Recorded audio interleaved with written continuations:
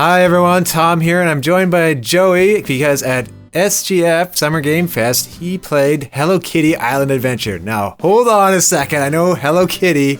I'm sure there's some fans out there. You might be saying, why is this important? Joey, you played for about an hour. This game, though, it looks very much like an Animal Crossing type game. Why should we be excited for it?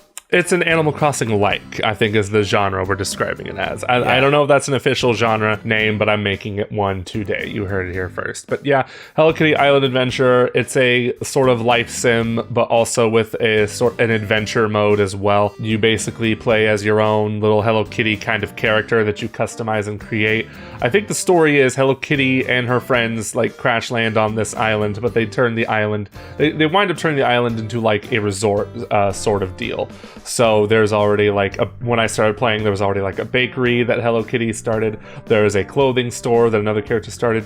Full disclosure, the only names I know of the Hello Kitty lore is just the main character herself. So if I get any of these names wrong, don't harass me, Hello Kitty fans. It's out on Apple Arcade. Apparently it's really good on Apple Arcade. And from what I played, it definitely has its charm, and it definitely has like its sort of replay value, especially with daily challenges and whatnot. But yeah, this definitely gives off those Animal Crossing vibes. Not even just the fact that this game is set on an island like in New Horizons, but it's got cute chibi characters, cute little animals to talk to every day. These animals give you quests, like one of them asked me to make them like a pineapple cake of some kind. So then I went to Hello Kitty and asked, hey, let's make this cake. Baking is so easy in this game. It's hardly even a challenge. It's all about getting the right ingredients, and then I gave them that cake. It's got its charms, I will say. And I wasn't in my like hour-long time with it. I can totally see how Animal Crossing fans would be very much into this kind of game. Another thing I noted too is the island actually seems pretty big with some mountains in the distance. Like, how long does it take to get around? I didn't ask them how long it takes to get around, but there is a little quest you have to go through before you can access the rest of the island. There's a little ghost-like character whose name escapes me, who has secrets on the island and who used to inhabit said island. So there is a story in here. There are main quests. It's not like a typical farming sim where you just go in and I wouldn't even call this a farming sim, but you know what I mean. It's a life simulator. Yeah. There is a story involved, and there is a mystery. In fact, there was a quest in order to open like the gate that lets me access the rest of the island map. I had to go through like these little Zelda-like shrines, and I use that term very loosely because they are still very simple shrines. This game is obviously being geared towards a younger audience, but there was a puzzle in there that stumped me a bit, I will say. So It's not like they're essentially holding your hand in a game like this. Of course, it's still like meant for kids, but I still found myself to be like sort of entertained throughout these shrines as I was collecting these key pieces to open the gate to access the rest of the island. But unfortunately, my demo ended around that time, so I couldn't really explore there. But when you do open the rest of the island, you basically go on a quest to rescue the rest of Hello Kitty's friends, and then they will give you more quests to do. And in this too, like, they describe it as a cozy game, but in some of the footage there's platforming on lava. How does that work? Oh my gosh, I didn't even get to the lava. This game is already on Apple Arcade, so maybe someone can answer this for me. I'm guessing when you hit the lava, you burn up and die, and then you have to start the game over from scratch. I'm just kidding. I think you just like respawn back to where you were.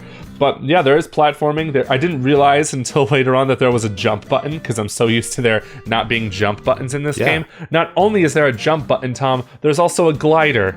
There is a freaking glider like in Zelda. There's jumping. It's all around. Like, you can really get around on this island here and find sort of ingredients everywhere, like balls of yarn to help craft things. There's a crafting table where you craft furniture, all that stuff you'd expect to find in a life sim like this. Yeah, this very much is a combination of a lighthearted RPG-ish adventure and a just a cozy life sim. I still feel like you're gonna feel cozy playing this game more often than not. Okay, and speaking of doing stuff on the island, were you able to go off the island into the water? Because that's something I noticed in some of the trailers. So here's the thing. You can't swim until like you collect a certain piece of gear. So unfortunately, I drowned multiple times, and it was very gruesome. You should have seen my character scream, "Help!" help me, I'm just kidding.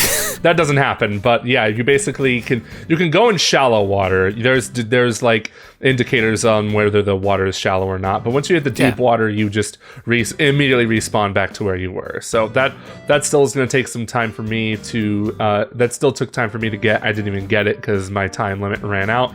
I was mainly during my demo session, I was doing a lot of the main quests, which basically introduced you to the island, like helping out the island's inhabitants by collecting things for them and crafting things for them.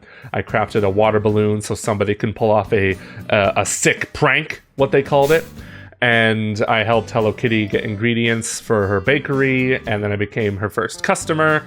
And I believe that's what it is. It might have been another quest where I did that. That doesn't matter too much. What really matters, though, is I got to a point where I started making houses for people. For people who would come in vacation, and they are familiar Hello Kitty friends. One of them is Hello Kitty's boyfriend, who she doesn't really pay that much attention to. He comes off as more of a stalker than like a boyfriend. It's interesting how this works. But yeah, basically I found him a cabin, and I had to furnish that cabin with at least 3 pieces of furniture. And I believe that my pieces of furniture were a table, and I think a chair, and a magazine. And then he was perfectly content, which we all know as men is the ideal male living situation. So that was very nice to see that I could give him what he wanted in that sense. And of course, this will rinse and repeat every time you get more cabins and you get more visitors coming to your island. Yeah, it's like actually she dug a hole in the ground and created a man cave. Yes.